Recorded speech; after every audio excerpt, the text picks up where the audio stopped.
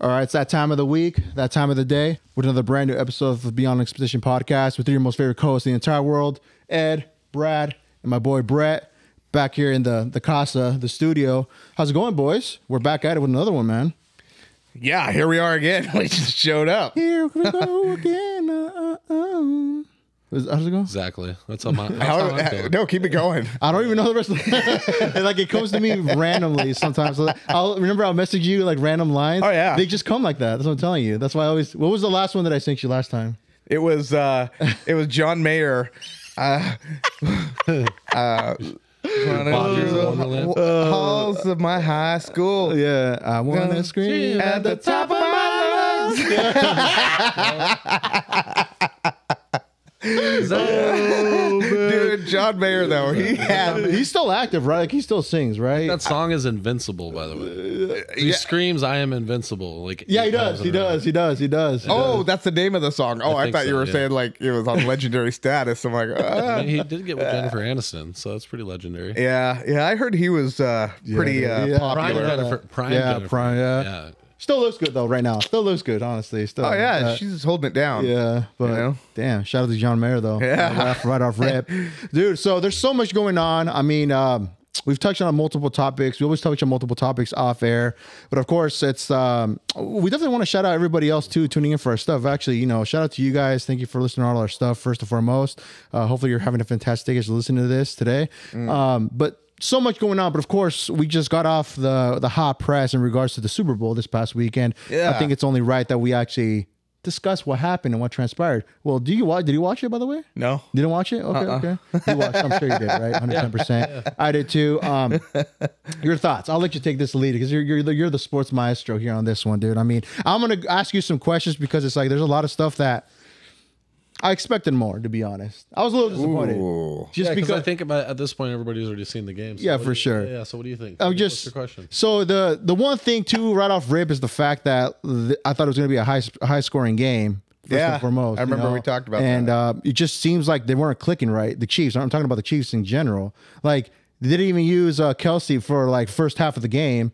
And there was just a lot of going back and forth interceptions. Why? I'm like, what the fuck is going on? Like, is this really the Super Bowl game right now? Honestly, I was like so quick to just turning it off and calling it good. Like, I'm not this. I was just like, this doesn't seem like it's the last game of the season to me, to be real. And I was like, I'm not surprised San Fran will come back and just win it. At one point, they had it. Yeah, they did. But it was due to one freaking block on the kick where they had it, where it changed the whole just trajectory of the game at that point, the block kick. That was the missing piece for them to lock down that win. Had it not been for that, San Fran would have won, I think, to me, in my opinion. You have a point. Yeah.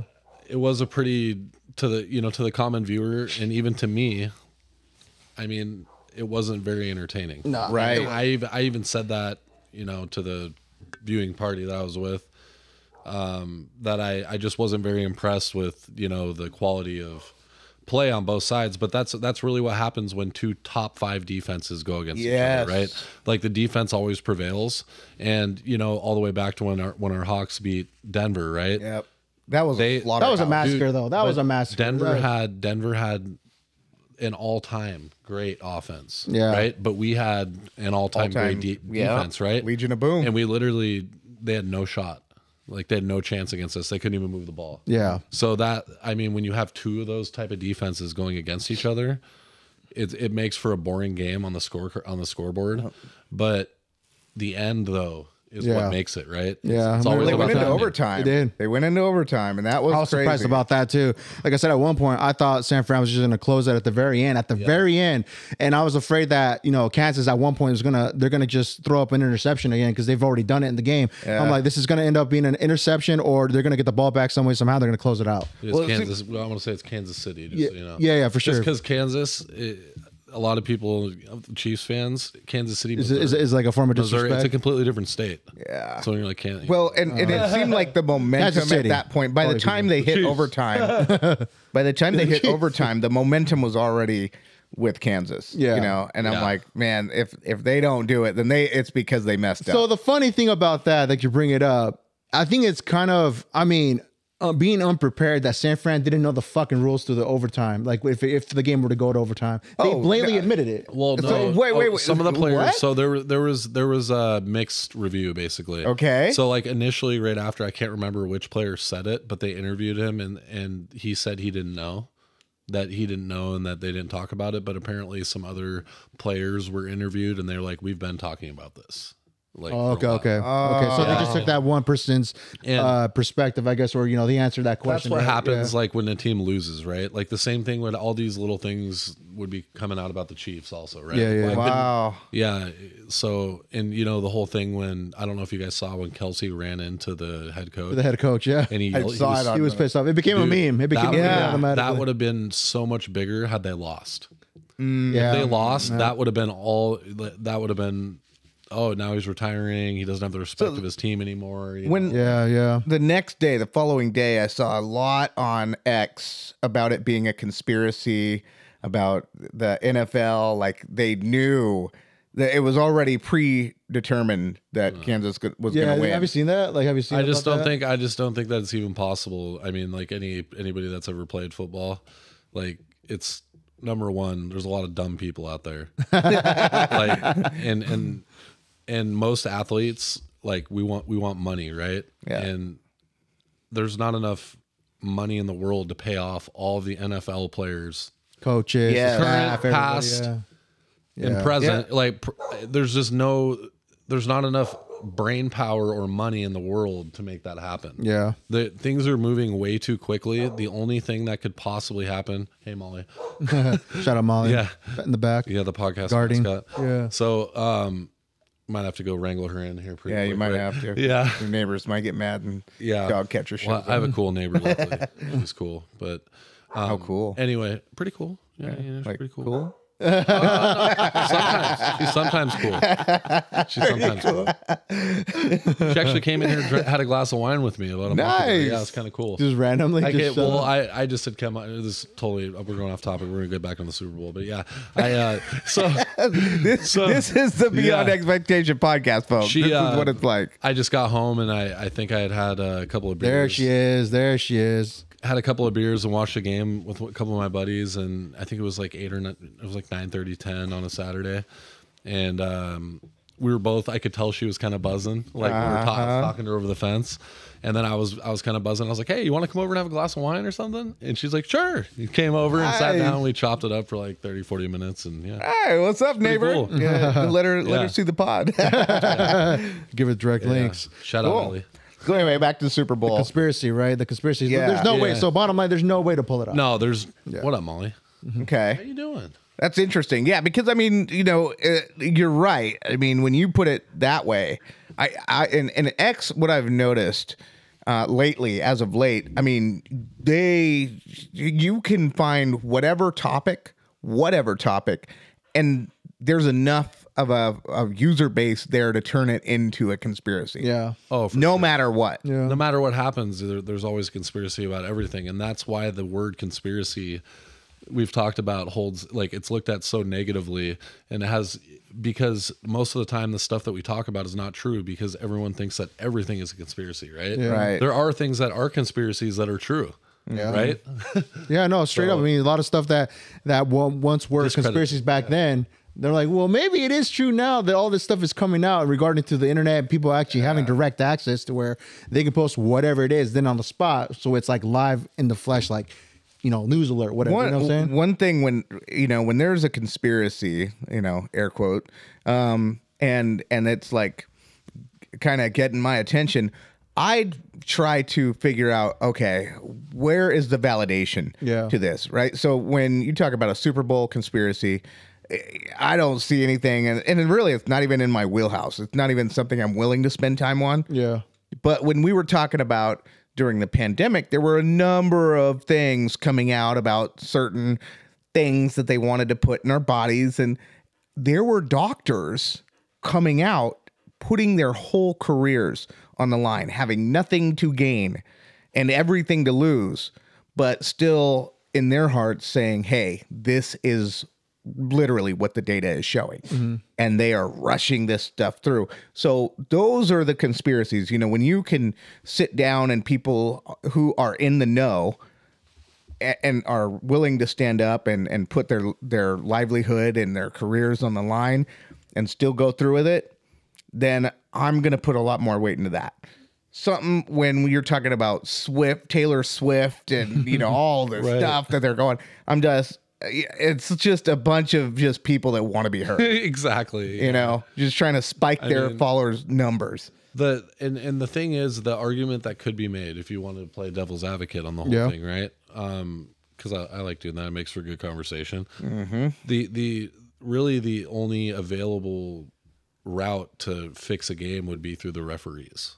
Yeah. When it and actually, well, that's been found when it's like that, right? When it's 18-18, one call can make a difference. It could win the other team the game. Yep. And I don't know chronologically or when these plays happened, but I did see a pretty interesting tape out there, highlight tape of basically plays that should have been holding calls. And they were all some of that. They were all on the final drive. So that type of a thing where if they're like, hey Ed, you know, if it's close in the fourth, we want to make sure that these guys, you know, there's no holds on these. I mean, I need your stripes. We need to do whatever you guys need to let the Chiefs play. Yeah. Wow. You guys, I mean, that's really the only way that you could say that it could be fixed. But the players themselves are not smart enough, and they don't have. Yeah. What would it look like? What would it look like if 49ers won the Super Bowl? How would that reflect on Kelsey and Mahomes and Taylor Swift? Well, I just think we wouldn't be talking about Mahomes because Mahomes is like, even if he loses that game, he's like GOATED at this point. Yeah, yeah. There's no, it wouldn't be like, oh, they lost it because of Mahomes. Do you think they would blame it on everybody but Mahomes? Yeah, they would. It would be like Russell Kelsey, Wilson. everybody else, yeah. When Russell, except he wouldn't even throw a pick, and they, you know, so, like we did that to Russell Wilson. He literally threw the ball to the other team, and we blamed it on Pete Carroll. Yeah, that's right. It was like it was him who threw the ball. What the? I think we're to say on that play though, like if you're a captain of the team, if you're the quarterback, you can at least change the play. Be like, hey, no, screw it, we're not gonna go for a pass. They highlighted it throughout the season. All the broadcasters. Wow, this is the first year Russell Wilson can make audibles. He's been given the freedom to make audibles by Pete Carroll. Fast forward 15 weeks. Oh yeah, it was Pete's call. It's like, seriously? Oh my damn, dude. Yeah. What do you So make the anyway, call? If you were in that position, but would you make the call though? If you know you could hand it off to your running back and just score like that, I would have ran it twice. Yeah. No matter what. Like, even if I lost half a yard, I would have ran it again. But he just because decided, you got to go out. You got to go out on your shield. Yes. You can't. There's a reason why there's that saying. You don't revert from what got you there. Yes. Right? You don't get rid of your winners. If That's it ain't what we broke, say. don't fix it. There's too many sayings. Yeah. You know, yeah. So, but yeah. All right. Well, that's good. Good summary of the Super Bowl and all the stuff that we saw on that. Well, we didn't really actually talk about the Super Bowl. Well, we did. The one thing I do want to add to that though, just in regards to the topic we're on, officially we can say that Mahomes is on the fucking shelf of being probably the best there is, like in regards to just making it to Super Bowl as many times, having three rings. Three. He's got 3 out of 4. 3 rings at 20 years old. Wow. I mean, 28. He's coming for that status. I think he's going to dethrone. If he does keep going this right, he's going to dethrone Brady. And he's likable. Yeah. He's likable. He's super likable. He honestly, a lot of people compare him to like Talladega Nights, like the movie. Like, yeah, Rick, we went out there and we drove hard and blah, blah. And that's kind of, you know, he gets compared to what's that guy's name? Danny McBride. Oh yeah, curly hair. Yeah, you know, there's that one where he's like, Creedence Clearwater, they're coming over. Yeah, we're gonna have it. And he starts name dropping and stuff like that. And that's kind of there's a clip out there of Mahomes saying that. He's like, yeah, Nickelback came by and blah blah blah. And so they compare it. It's pretty funny. Yeah, he's a cool dude. I like him. But yeah, he's at this point, even if he never wins another one, you have to say he's at least top 2 ever. Yeah, And, at such a young age too, man. I mean, he still got So quite who's a bit to number go. one then? Are we talking what? well, Brady, Brady? just right because now. of it's like the Jordan LeBron, except it's like way closer. Okay. Yeah, Like LeBron's not close anymore, in my opinion. As a big LeBron fan, he's not close to Jordan anymore, right? Unless he stays in the league for 10 more years and wins 4 more rings, like that meme. yeah. Good. I've never been able to stand LeBron. There's a hilarious meme that came out, and it was like a progression of him throughout the years, and they were like, if LeBron played until he was 40 or 50. If LeBron played until he was 60, and it showed him aging, like to the point where he was like still ripped, but he had like a cul-de-sac and like gray hair and stuff. Man. And they were like, he eclipses Jordan at age 60 for his 7th championship, and then he ends up winning 12 at age 80. Older than the coaches. Yeah, exactly. So yeah, it's a far stretch. It's out of the realms of reach for him. But at this Mahomes, point. though, dude, it's right in reach. Yeah, Like Brady got, what is it, 6 or 7? He got 7. Yeah. He got 7, but he didn't get a lot of those until later.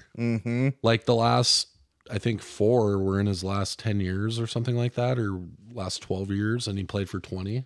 Yeah. So Mahomes is still in I think he's in his 6th year now. Wow. Yeah. Going into his 7th, right? His resume- He's already got three Super Bowls. yeah. His resume speaks for itself too. Just the competition that he's faced to get to this point, I think, just speaks a lot. I mean, the question is too, where does it go from here? Where Andy Reid, I mean, he's not getting any younger, but how many more years does he have left to coach the team? And if that's going to make a difference down the road, if let's say they do switch coaches, you know what I'm saying? Super valid, So that'll prove too, like, you know, where is he going to lead in that ranks of quarterbacks, you know. If he's the best there is, he's the best there is at this point. You know? Yeah. But he's proven a lot, man. So I just think like it was just such a slow game, but it did really come down to the overtime at the last one.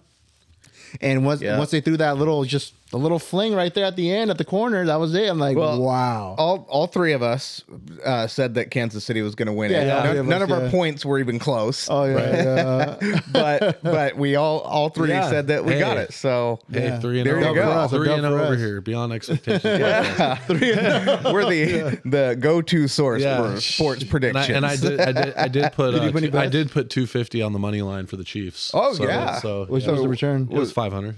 yeah. I lost Okay. all my parlays though. Like always, I found over time parlay is not the way to go. Did you know somebody bet like someone made a bet that what is it? Taylor Swift was going to score a touchdown. It's like 100,000. Like, it was a crazy one. Yeah, it was a crazy one. But there's some people that were posting up their bets that they won quite a bit of money. Like this one person bought. I think they won like $1 million. On it. I don't know what the bet was, but it's like, holy moly! Imagine that winning something like that day. Yeah. I saw a guy the other day win $1 million on just a random NBA game. Really? Yeah, it was he put 100,000 up for the Sorry, 100,000. Who has 100,000 that money? He put 100,000 up for the Pistons to beat the Kings, and the Pistons had won like 5 games all season, and the Kings are like a good team. Yeah.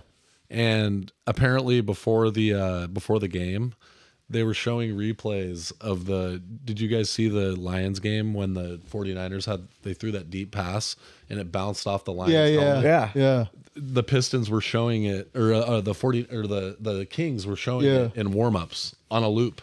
They were showing it on a loop to the Detroit Pistons. And then Detroit came in as like plus 875 underdogs, which means like you put $100 up and you win 1,000 almost. You win 975 off $100. Wow. And this guy on plus 875 put up $1 million, 1.1 mil, or sorry, 110,000. He won $1.1 million. God, man. Just on a thing. straight up bet, right? That'd be cool with a million. Dude. Hey, you know, like they say, scared money don't make money. And so on that topic, I totally agree with you. But on the topic of sports betting on the Super Bowl, so I actually don't remember the guy's name, but I know a lot of rappers and stuff bet with this guy. He's like social media famous. Okay. Right. And he's you guys may have seen him pop up on Instagram where he's like, he's with the baby or something, and he's like, yeah, we're making my picks today, subscribe to my page, like blah blah blah. So this guy had probably 2 of the worst days I've ever seen. Okay, so he bets $1 million. No, he bets $2 million on the 49ers to win. Oh, They have a famous YouTuber that did this video with him where he was watching the game with him, and they were all excited, and it showed it like chronologically. And he was like, if I win, I'll give you 10,000. That's what he told the kid. Yeah. And so they ended up losing, right? And they're like all disappointed. Well, they cut the video and they're like, oh, you know, we're just going home and whatever. So they're leaving in the morning, and the guy calls the YouTuber, and his Nick Mary something. He's one of the Nelk boys, like cameraman or something. Oh, okay. And he goes, he's with Offset. Okay. And he's like, this shit never stops. 1 million, blah, blah, blah. We brought another, and they both got like Louis Vuitton bags just stuffed full of like $1 million, right? And they're like, we're putting in $1 million tonight on the Clippers, right? They're playing the Timberwolves. The Timberwolves won by 30 points. This dude, between his Offset said he also lost a couple million. Good They Lord. lost $6 million in 24 hours. okay. Dumb money don't make money. Yeah, right. I'm gonna say it. Well, I'm gonna say it. and see, the thing is Offset as like a super famous rapper, and he's with Cardi B, like was with her. They're He was married. one of the Migos, right? Yeah, exactly. He's got an endless money tree, right? Like he's always he's got like 5 hit songs that will play forever. Yeah. He's always gonna have money printing. That other guy, I don't know what the hell he's doing. Like, yo, Offset, come hit me up for some picks. Yeah. I actually bet on the Timberwolves for that game. So if you would have bet with me, you would have won. So use your real knowledge. Real knowledge, not just Dead ass. I spitting. can show the receipt too. And that's actually something to contest with out there. So you want to follow some bets? Hey, you can get with this, or you can get with that. Yeah, you just hook me up with like a nice dinner, and I'll fly down there, Offset. Give you some real picks. Nah, man. Straight with knowledge that get some money, man. But no, moral story though. Chiefs won. They came on top, and we're gonna see what happens next year and see if they're gonna go for that three-peat, right? Three-peat, right? After that, Yeah, it'll be the first ever three-peat. I will say though, really quick before we move on, because we didn't talk about the actual like inside the game too much. That overtime, dude, it was amazing, and it was the first time ever in NFL history where a team took the lead in overtime and lost the game. Oh, and the reason, text me that, yeah. So the reason why is because they had just changed the rule. Because if you, and I don't know if it was last year or the year before, but the rule was changed, and that in the playoffs, each team that even if a team got a touchdown, it wouldn't be over. If the other team had not possessed the ball, they would get a chance. Okay. So, and then also there were multiple quarters.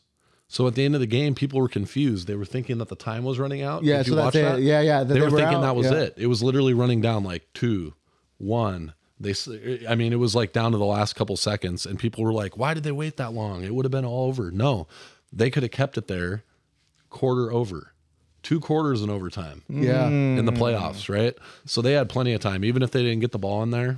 They would have had nothing. Yeah, so that's crazy too. Yeah, they even said at the beginning of overtime, they're like, "This is like a whole new game at this point." That's what they said. Yeah, like, exactly. Oh shit, I didn't know. Yeah, I wasn't really understanding, but then until it made sense after we were they were going, like, okay, so it's not going to stop until somebody scores at this point, or and then the other team gets the possession of the ball, and then once if they can't make it on that fourth, that's it. That's when they call the game, right? Over. But they scored, and at that point it was done, right? They scored, right? Yeah. So I asked for 3 things before the game. Remember, I asked for broken legs. Check. Broken legs. No, there was a broken leg? Oh, there were multiple. One of them, let's just say this. I did say no ligaments, right? I no ligaments. I don't like Or brain injury. Yeah. Broken bones is what I wish for. There were some busted ligaments. But number 2, what I asked for is Brock Purdy to be questioned after it. He went in literally, I think 6 weeks ago, we were talking about how he was the favorite to win MVP. So now we're going into the offseason where some people wonder if he's even the guy anymore. Yeah. Let alone the MVP. Like, because he did the same thing Garoppolo did. Yeah. They cut Garoppolo because he didn't make one throw. That was it. He missed on one deep throw in the Super Bowl, which didn't he just get suspended too? So he got exactly, he did. And we'll talk about that. Yeah. He got moved around obviously after that, but like with them, I think he could have got the job done. I don't see how he's any better or any worse than Purdy. He had the system down, right? Yeah. And just because of that one throw that he couldn't make, he was out of there. So it makes you wonder, he might be out of there. You never know. People got to fall. People got to take the fall. And And if he would have gone out and won, that would have been a different story. His whole career would have changed, right? Yeah. And, that's a good question. Like if he's going to return back to San Fran or not, or where did Garoppolo end up? Garoppolo went down Raiders. He went with the Raiders, and then I believe they just cut him recently. But and sorry guys to stick on the sports, but before we move on, did you guys hear about the offensive linemen blaming each other? No. Dude, this is just epic. An epic meltdown, right? Everybody blaming each other, talking shit about each other, dude. 49 Brandon Ayuk, number 1 receiver in the league, I think yardage wise this year. Yeah. Or like number 2. He wants to be gone. He already is saying his girlfriend was like, yeah, this might be the last chance, because they went to go get their stuff or whatever at the stadium. That's what they always do at the end of the season. And they said, this is going to be our last time coming to the stadium. Wow. This could be our last time coming here. So see you guys later. Dang. Right. The offensive linemen. So I don't know if you saw on that last play, before the 49ers settled for a field goal to take the 3, which ended up losing on the game. Right. Yeah. Mm-hmm.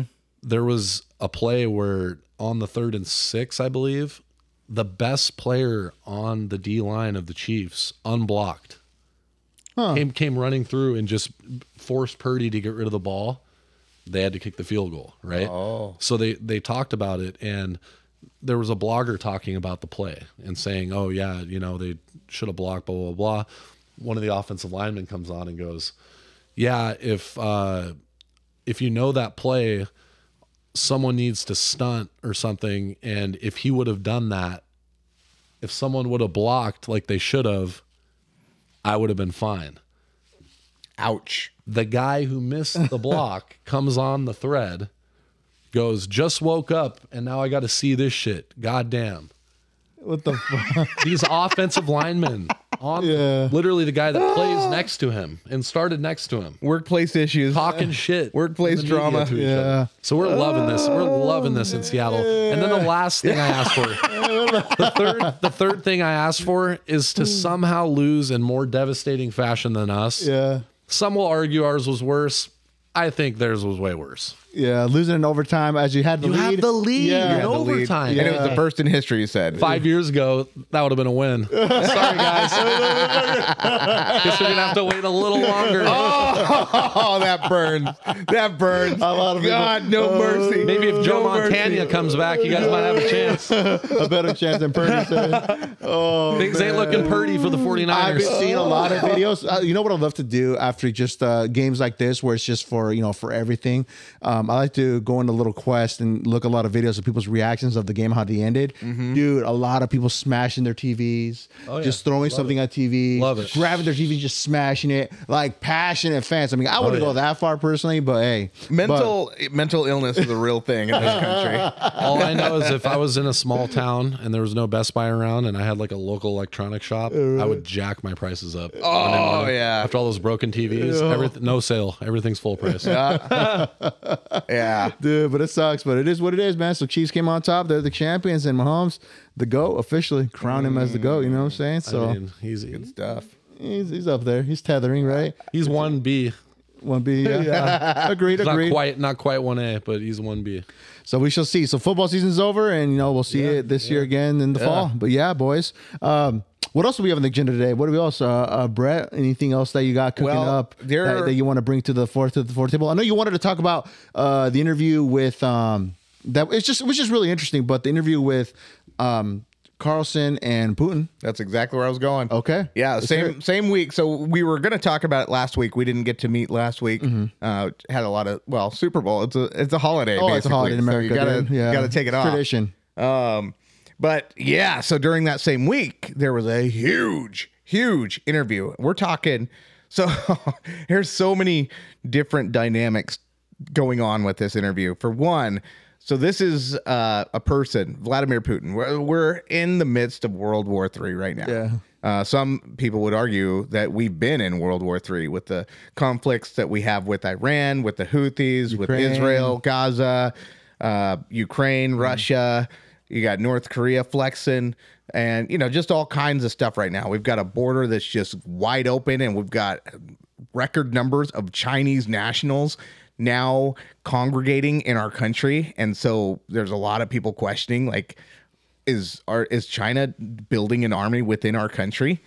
And so there's a lot of stuff going on. But the mainstream media has just been adamantly opposed to giving Putin a voice. And you've just never seen this before where, you know, when there's a war, you want to know what both sides are doing. But you know, we live in this country now where we have a record number of FBI agents as employees in Facebook, and it used to be Twitter. It used to be Twitter until Elon Musk took over. But we had FBI agents in the social media platforms working for them, doing the bidding of the United States, because it's supposed to be illegal to have the government have private companies take direction from the government.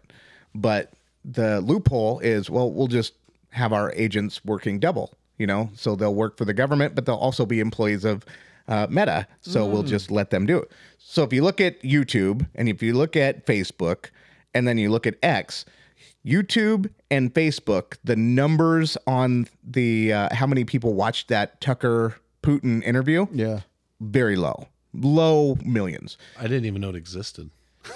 Right.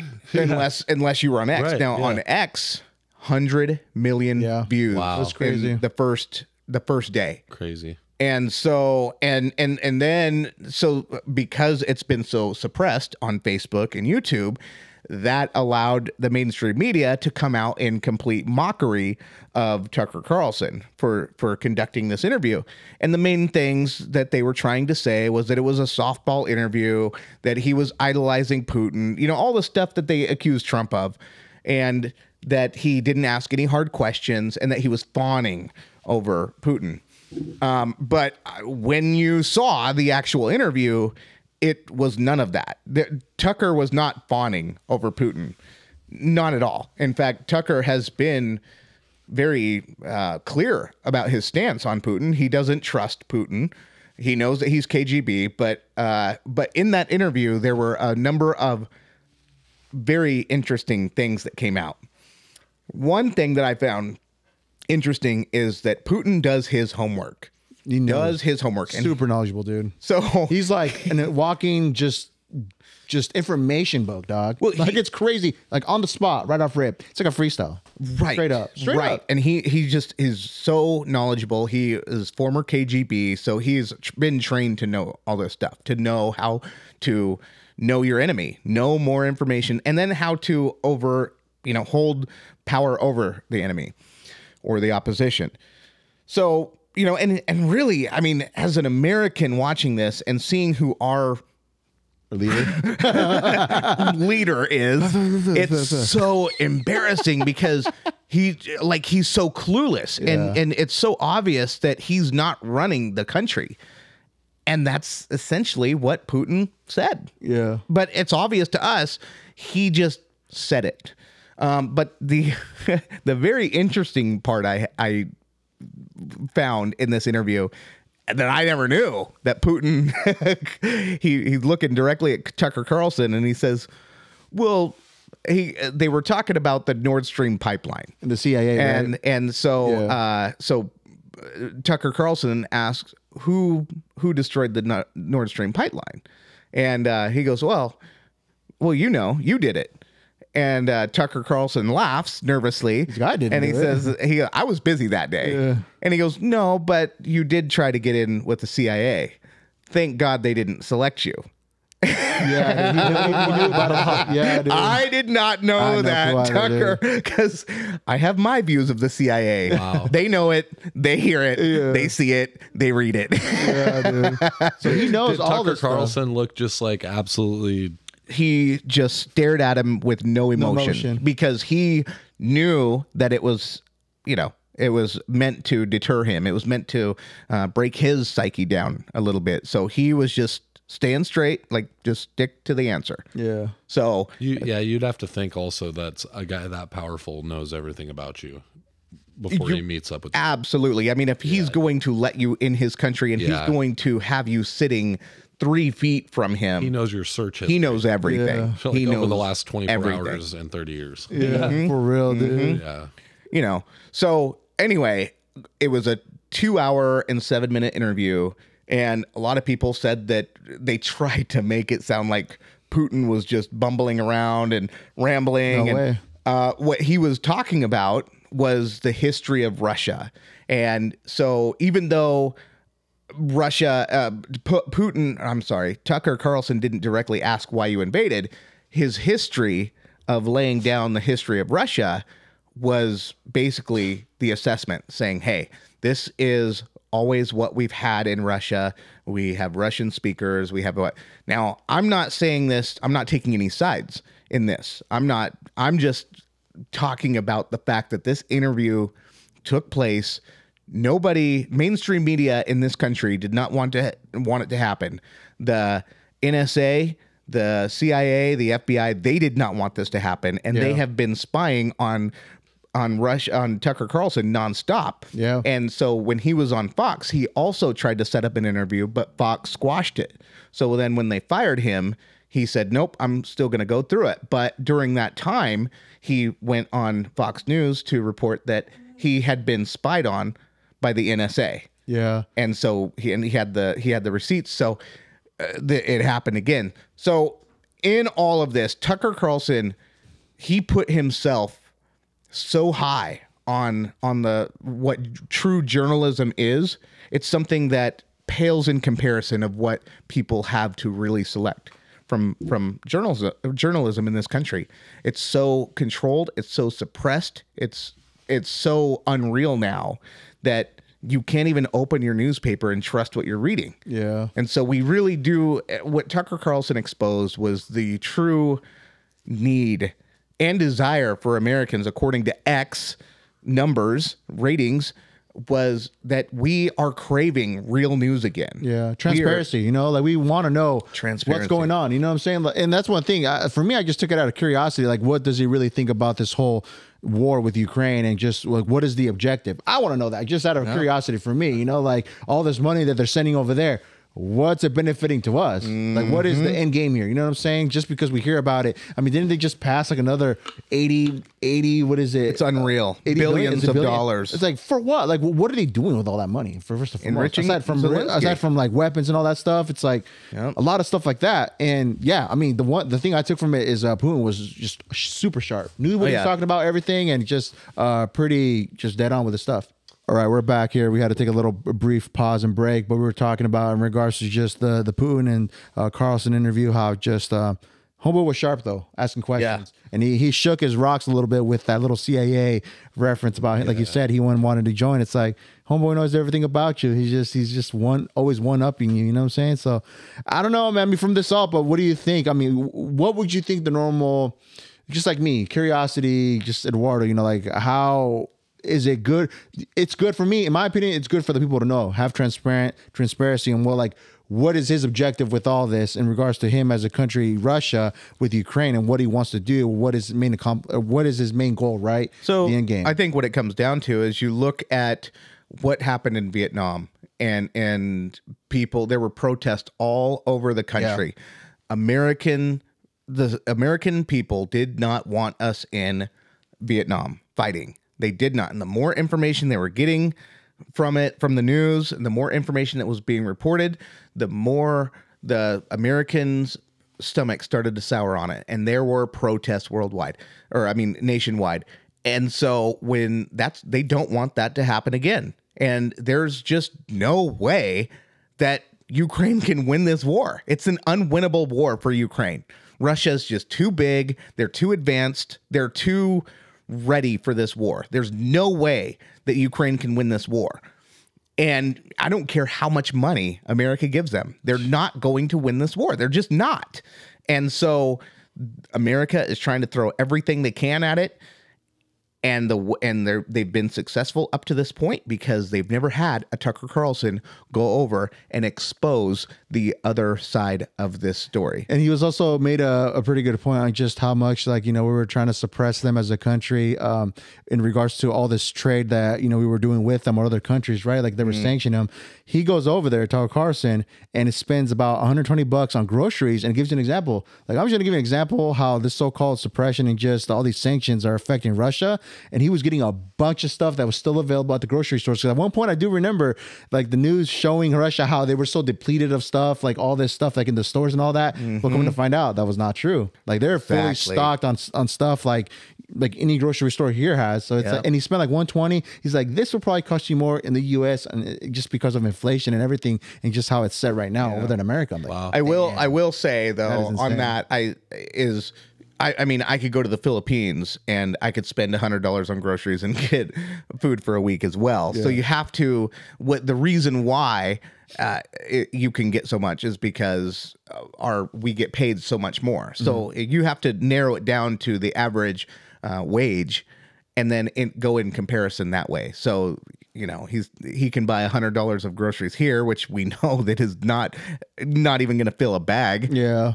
It's insane. But you could go in Russia, but also you're making a lot less money. So it's a terrible comparison. Yeah. It's not fair, to be honest. and I love Tucker Carlson, but you also have to be real about it. But the real part is, you're right. They are not, they are fully stocked. They're not in the dire situation that American media is trying to make them out to be. So it's nice, dude. I'm saying, dude, the news, dude, they're just they're showing just a specific narrative, dude. Like, and it's more obvious now, especially with people like that. There's also like homeboy Andrew from Channel 5 actually seeing stuff firsthand. You know, the dude who was doing the All Gas No Brakes from Seattle. Yeah, like he's actually going out there doing the real reporting on the front lines, actually showing people what they want, like about the homeless crisis, about the immigration issue that we're dealing with, all this stuff.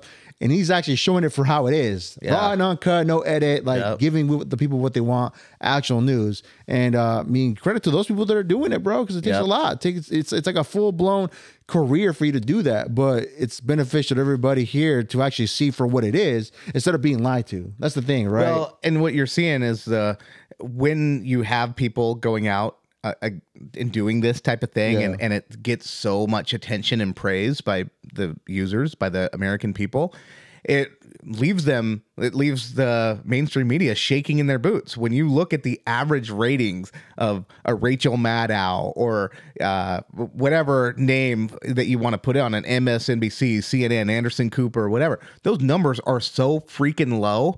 And so they're just trying desperately to say, okay, no, watch us. But people want the truth, and we are waking up. What I love about living in today, we are waking up to so much. There is I've heard Russell Brand say this type of thing before, but there is a great awakening occurring, and it's happening on a spiritual level. It's happening on a physical level. But we are tired of being lied to. We're tired of being duped, and we're tired of being gaslighted by the people who are supposed to protect us, and we're paying our taxes just to get crapped on in return. We've had enough of it. We're saying no. So what I just heard last week, that George Soros ended up buying a radio station. I want to say it's Audible or something like that, but it's like 300 radio stations, and he is one of those people that's all for the New World Order, and he's adamantly against capitalism, and he wants basically a socialist type of country to take place where, you know, we don't get to drive our cars, we don't get to choose where we want to live and whatever, have the freedoms that we have. So he just bought all these radio stations, and so we're just like, it's just more and more control that they're trying to take over. They're trying to, once again, suppress those real voices like your Tucker Carlsons and your Andrew, Channel 5 Andrew. So, you know, these people but you know what?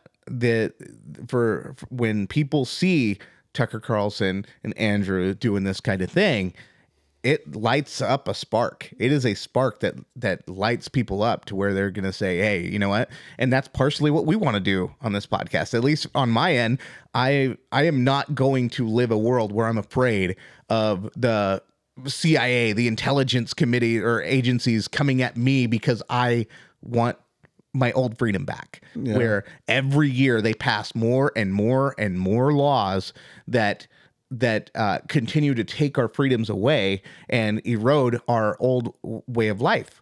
You know, like carbon credits. you can't drive this car, and if you do, you have to pay us even more money. Yeah, you can only drive a certain amount, right? A certain mileage here. You can't go over this much or whatever. Yep. And then they're gonna do like these toll booths now, where in order for you to get on the freeway, you have to pay a certain fee. Right. More sports betting for me. And there's Racking up the mileage. but if there again, when it comes down to that conspiracy, there are scientists, in fact, that have went on Tucker Carlson that have called this climate change, all this stuff, a conspiracy. Didn't Al Gore say that? Al Gore was like the big proponent about that. Al Gore was like the one dude that really started sparking him about this. Yes, he was trying to, the inconvenient truth is what he was trying to make it sound like. But they were saying this global climate stuff is a complete myth. It's not real. And so I saw this thing on the internet, and it said had licensing in quotes, and it said where you pay the government to give you rights that they took away from you. You know, you used to just be able to get in your car and drive, and then the government said, no, now you have to pay to do this thing. Before you know it, dude, we're gonna have to be paying to freaking breathe air, dude. Straight up. And yeah, I remember this shirt that Rihanna wore back in the day, maybe but like more than 7 years ago. But it says, think while you can before the government takes it away. Well, speaking of that, the Neuralink is they had the first successful actually implant on their skull. What do you think about that? I don't like it. It helps a lot of. It supposedly is going to help a lot of things, but I think it always is going to help a lot. It can help a lot of. It can help a lot of like illnesses, paralyzed people. Yeah. So for blind people and that type of thing, but it's like where do we stop? Yeah, where's the end goal, right? Like, where's like the we've reached our full potential where we made like a superhuman. You know what I'm saying? Yep. It's like, what more to perfect just the human in general? I mean, just like, you know, we're switching from Neuralink. Think about the Apple Vision Pro. How much that's going to change the game? How much we're already we're witnessing, I believe, a shift in regards to just technology, to where everything's going to be just like no more computers, no more laptops. Everybody just can go work from wherever they want, which you can remotely. But that thing, it's like, dude, do you know how crazy that thing is? The Apple Vision Pro? Like, you can legit have 6 different screens in your freaking house without having to actually physically, like, you know, TVs there. Everything at like, I don't know what definition, but it's like, dude, you have a full-blown invisible keyboard, stuff that we would think would be impossible. And they've been working at it since 2007, dog. Yeah. 2007. I've seen 3,500. I've seen videos. 3,500.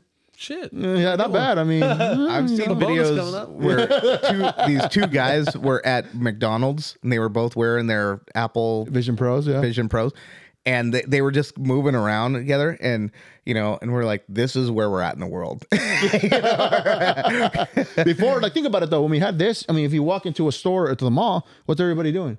On their phones. Right. Yeah. That to me is like, even today, I kind of felt like kind of free. Like, there's no human engagement to where, like, if I were to go to the mall with a couple of buddies, like, we'd be just like talking, just cracking jokes, whatever. Yeah. But now it's like, dude, nothing, silence. It's like, you know, it's funny you mentioned that. I actually feel like I know when it like got even worse. So, like, COVID, probably about 6 months in.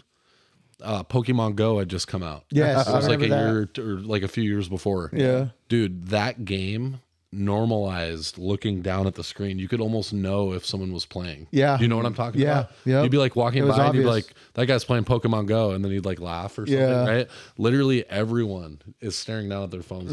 Right now, it's normal, like 100% normal. It's like you whatever. Go into an elevator, it's my reaction to take my phone out if I don't know anyone around me, especially at, you know, rehab. Learning. Rehab. Work. Yeah, it's just nobody wants to talk to each other, you know. Everybody's, even if they weren't looking at something. Such a degradation of society, you know. It's you're so right, and it's sad because I mean, I found myself doing the same thing too, and I hate it. I hate it. I hate looking at your time of use on your phone because, dude, I it's don't pretty look. scary. Dude. Yeah, that's like, gross. Like, really to think about. Like, I try to do my best to set it down, not even worry about it, and just go do what I got to do, you know? Dude, and I try to just like set myself as a goal to like, but thinking of the fact that you have to set a goal for yourself to be off your phone, it's kind of sad. I know. And it's gone It's to an that point where addiction. like everything is here. But again, with this Apple Vision Pro, everything's in there. Everything you need, computer, your phone, Yep. you name it. You literally, like, it's like stepping out of that integrated world where it's like 3D to real world. They're saying that the what they want to do is pretty much what the movie Real Player One. It's like you're putting yourself into a 3D world where it's like a whole different thing. Ready Player Yeah, it's gonna be like that. That's what they want to do. What I do like about it though is they do have it priced at like what, $3,600. Yeah. So at least it prices a lot of people out for right now. So there's still hope. Yeah. It's just if It's they can only- get yeah. it down to $1,000, the price of a phone. Your boy Mark Zuckerberg, he's already worked on that, and he said he has one that's gonna be, I think, at around like $900. Well, Gross. and think about the iPhone when it first came out. There was nothing like it. The touchscreen iPhone. Yeah. Oh, I right? It was loved the it. first of its. But yeah. then 6 months later, every single maker of phone had a Yep. touchscreen phone. Yeah. Yep. So this is sorry. is going to be cheap. It's the same thing as TV. I bet you anything in a few years, it's going to be the same Yeah. cost as Yeah. a cell phone. That's what No, it is, you're right. man. Yeah, it's the same thing as HD TVs now. They were $10,000 when they first came out. Yep. Now you can go pick up a 60-inch for $400. You know, Straight up, Yeah. 300 for like that, it's insane. Samsung 65-inch. You could go get one for like less than $500. My we Crazy, have a dude. I think it's a Samsung. Samsung, and it's the curved one. When they came out with that for a minute. Yeah. Dude, those ended up falling off so much. People had issues with them. I love the idea of it, but I never had one. Yeah, Yeah. ours has been good. Oh, you have a it was curved one? just Okay. It was just a I want to say a gimmick You because still have it though. cool. cool. Still rocking strong. We got it when we were doing the TV show. okay. They cut us a check, and then my wife, she was like, "I'm gonna get this," and so we went to Best Buy, and Off the so press. thanks, 90 Day Fiance. For people who don't know, if you want to revisit back, we definitely have an episode talking about Brad's experience on 90 Day Fiance, the show on TLC. So definitely go check that out if you haven't. It's episode 1, I believe, the one that popped off the podcast. Have they ever reached back out to you at all? By No, I curiosity? think they've been watching the podcast and they've seen all the shit I've said about him. So I think once I started, telling the truth about, our experience with them, they just cut the cord. Either that or they had just they had the highest turnover I'd ever seen in my life. Just new producers every year. They couldn't keep people to save their lives. So yeah. So I think that there's just been so many new generations of producers that the latest producers, whoever's producing at this time and day, has never even heard of Brett and Daya. I'm gonna predict now. It's not the last time we're gonna see you guys on there. Oh. I dude. think. I mean, if you want to, I think they're gonna want to have you back. Is what I'm saying. So you said Eventually, you said 'cause you're like an OG. yeah, you I remember you said they tried reaching out to you and they were trying to get you back on for something like that. Like this was probably like I think last year. So we've done 3 things with them. 4 things. We've done 4 things with them. So we did the main season 2. Yeah. Then we did the spinoff that was Happily Ever After. Then we did a Love Games type thing. It was like they were trying to do like a TV show. Yeah. And then The tell all something like that, right? and then we did a number of tell-alls. We Yeah. did 2 tell-alls. So we went to New York Yeah, twice. like a little superstar, dude. And then we went to and then we did a pandemic special. Okay, I remember So- that one. Yeah. Yeah, so 6 things with them. So we we did our time. We earned our stripes. My buddy's a C-list celebrity. I'm not though. I mean, anybody that knows Literally, me knows. No, but the definition of a C-list celebrity is like a reality TV star. Oh, I don't That's know. what they say these days. Oh yeah. So you're a celeb, dude. Anybody can be on reality TV. That's the thing. And it's so funny. Here's the irony of it all: is in my first marriage, my ex-wife would love watching reality shows. And in my opinion, I was like, man, I would go, isn't that what you watch when you're not happy with your own life and you can watch other people who have it way worse than you and you can be entertained by it? And then I was on TV, and I was literally playing that role. Like, people were laughing at me because they were just like, dude, that guy's life is way worse than mine. I feel good about my life, you know? And these are people in trailers. Yeah, Ricky, You know? Ricky and Julian and I Bubbles laughing at you. And I'm honored. I used to look at that as a bad way, but now I'm honored that I can make people feel better about their lives. So I'm happy with my role in life. Like, when I get to heaven, I'll just shake God's hand and be like, yo, homie, thanks for the experience. But it was, you know, it was so weird though. We would meet people, you know, the other couples, and you could see right away who really like wanted the fame. They craved the fame. Just oozing, and you could just see the lengths they would go to make it happen. And I'm not going to name any names because it's just not, that's not what I want to do. But literally, like, I'd take pictures with them for a good time, but me, it was just like, this is just part of my life journey. This is just a fun thing I'm doing. God does the craziest things with my life as it is. And so I'm just doing this for God, because he's just like taking this little gutter boy that, you know, never met his dad and lived in foster care and grew up through the poverty and abuse. And then I just stayed true to who I was. And then he's like, here's this journey. Now you're going to have fun. Now you're on TV. And I have had the most amazing, unique life. But as long as I stay true to myself, I'm always going to be happy and content. But I look at these other people and they are trying to fill massive voids. Like, they want attention and adoration. They want to feel like they are better than other people. And all you got to do is just see them on your TV screen. And if you know who's who, and if you understand human psychology, you'll know exactly who's doing it. And it's just crazy that people will sell their soul for fame. That's what I was just going to say. So they're pretty much selling themselves for if it's the fame, money, whatever comes with it. But it's always people that really are true down to earth people that really don't give a fuck about it. They say, no, I'd rather be true to myself. Yeah. That's not going to change me. Because, you know, I'm going to just stay true. At the end of the day, I knew that God had me. Yeah. God got me. You know, he's gonna, you know, if this thing ends up being this thing that is not good, I mean, and you look at those industry people, they want you to sell your soul. They want you to. And it's just like all of these celebrities that sell their souls to the Illuminati and tell you, hey, wear all these symbols, wear all these, give all these hand gestures and do all this. And you do that, you're with us, and we'll never let you go. Isn't it crazy how it's more open out there though? Like, before it used to be like, wait, is that what we think we saw? Like, is that really what it seems like, what they're really trying to portray, whatever? Right.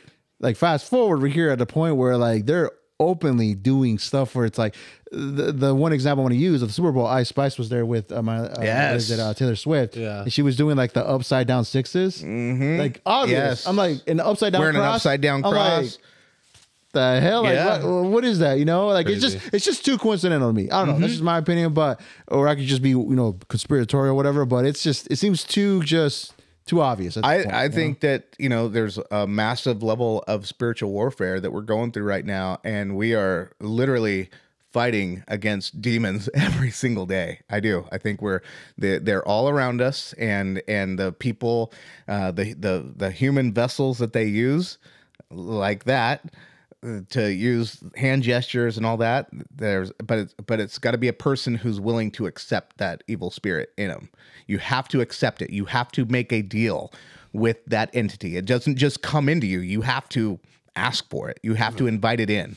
And once you do, you're screwed. Yeah, you are screwed because you can't give it back. I've read so many stories of people who have invited these entities in, and the entity doesn't care about you. They care about their own power. And so they'll throw you away like we throw away trash, anything. You're nothing to them. But you don't know that because you've all of a sudden have this money and this fame that you've never had before, you know, and so you just keep doing it until you're no longer useful. And then by that time, now you're desperate to get rid of it, but you can't. Yeah, you've already sold your soul. You're marked. See, I don't know. It's like any amount of money is like, it's to a lot of people it's tempting, right? you give yourself up for X amount of money, would you do it or not? You know, it's like what number are certain people content with if they were to say, hey, you know, you're gonna have to give your soul up, but hey, here's a cool 500 mil. You know, it's like tempting, but I'm like, yeah, I'm good. and you know, all of us have a conscience. All of us have a decision to make that we know inherently just by being born what is right, what is wrong, and if you go against that voice that's in you, and I'm not talking about you have to be religious. I'm not talking about anything. I'm talking about being a real human. Yeah, we all have these feelings, and if you're going against that conscience, like you know that stealing is wrong, you know that cheating is wrong, you know that doing this stuff, and you still do it, that's on you. Yeah. You're doing that thing, and that's the type of stuff that invites those types of entities to come into your way. Yeah. No, I'm good. I mean, I'd rather just be my normal little self. You look know? at the drug cartels. There are so many people in the drug cartels that are also simultaneously Satanists. Yeah. That's yeah. There's a lot of people that there's a lot of pretty wicked stuff that goes on behind the closed scenes to kind of get like in regards to like initiations and stuff for them to be protected and like whatever it is that they're doing in regards to like dealings and stuff like that.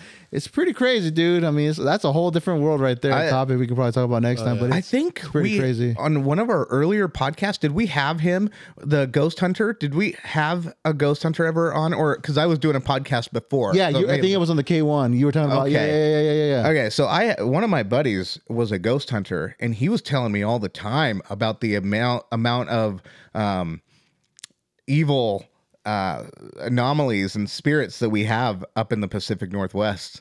He said you guys are loaded with them. He said more specifically it was the Tacoma area. Oh, really? He said around Tacoma area there's a high level of evil spirits that exist. Out of anywhere else, like Compton. So there's Tacoma's pretty bad. Is very violent. Yeah, it was like I think it was like one of the number one or something. Like it was like top 5 most violent cities in America. A few years back. Wow. I remember Tequila made the list one time and had to have been an anomaly. Yeah. I mean, I know that there was like the funniest thing. I mean, it wasn't funny, but I just couldn't believe I'd seen it. It was shocking where this lady was standing in the mall and then all of a sudden this other lady ran up to her, ripped her earrings out of her ear, and then tried to make it away. But then she got tackled and the police were all there. But I'm just like, dude, this lady was just wearing earrings is all. And she just got ripped right out of her earlobe. Was that in the mall? In the mall. So in South Center? Yeah. So crazy enough, I used to play AU basketball, so I was all over the place, especially down south. And a lot of times, you know, I had 2 or 3 games during the day, so the parents would take us to whatever was nearby. So we went to the mall, right? Yeah. To all go eat at the food court so we could all, you know, get some stuff, right? And we found out that it was like, I believe a couple hours after we left, someone got killed right out in front of the food court. Jeez. 2 people got shot. Wow. One of them died. And they were basically, apparently there was like an altercation in the mall. The 2 dudes walked outside with the 2 other dudes. Yeah. One dude shot the guy like in the chest. The other one shot the other guy like in the stomach, and then they just bounced. And the dude was like crawling. I guess they said he was crawling like to the door, and he put his hand up on the door. And was like, hell, you know, like, yeah. Wow. So South Center is no joke. That's hot. Yeah, it is hot. The block is hot. The block is hot. Yeah. Most definitely, dude. People getting murked out there. Nah, man, just in general, especially now, right? It's just getting pretty bad out there, dude. I mean, it's just it's like resurgence. Yeah. You ain't coming back though. That's the problem. There's no coming back. There's no redeployment. It's like the real battle royale with no gulag. Yeah, no, nothing. Once you're done, it's one and done. That's it. You're out, man. But it's insane, dog. Yeah. It's insane. Nah, man. But gentlemen, anything else in the agenda? I know we went everywhere on this. Yeah, we did. Randomly, talking about sports. That's what we do. Super Bowl, Putin and Carlson, media, just one narrative to go one distinctive way. You name it, but that's it's randomness. You know, that's what you get when you're going beyond expectation. Pretty right. much. And I think maybe moving forward, you know, to the viewers, maybe if you want to hear our opinion on something or maybe react to a video moving forward, just leave it down in the comments. Yeah, definitely. We actually had we were discussing before the podcast. What is it? We started recording that we definitely want to set up maybe like a phone number. maybe down the road. Oh, wow. Where we can call in. They can call in and you know, do some live calls or Ooh, some that'd be dope. voicemails. You know, some That'd be voicemails. Some beyond expectation advice. Yeah, and yeah, some advice. Oh, If it's a topic you guys want us to talk about or discuss, you need help getting this chick's phone number or a dude or whatever. You know what I'm saying? Hey. Feel free to call the number. So we'll definitely keep you posted on that. That seems like it'll be a lot of fun. That's something you brought up too. So it definitely be a very good addition to the podcast. But maybe before to sign out, boys, anything else you want to lay on the table? I think we covered it all, bro. Okay, fair enough. Well, when this comes out, definitely give this a thumbs up. Subscribe to our YouTube page if you haven't. Also, follow us on Instagram, Beyond Expedition Podcast, on IG. You'll have direct links where we're available. All major streaming platforms. You know, we're big, baby. But we'll catch you in the next one. Take care. Hope you have an awesome day when this drops. Until the next one, we'll catch you. Peace. Peace.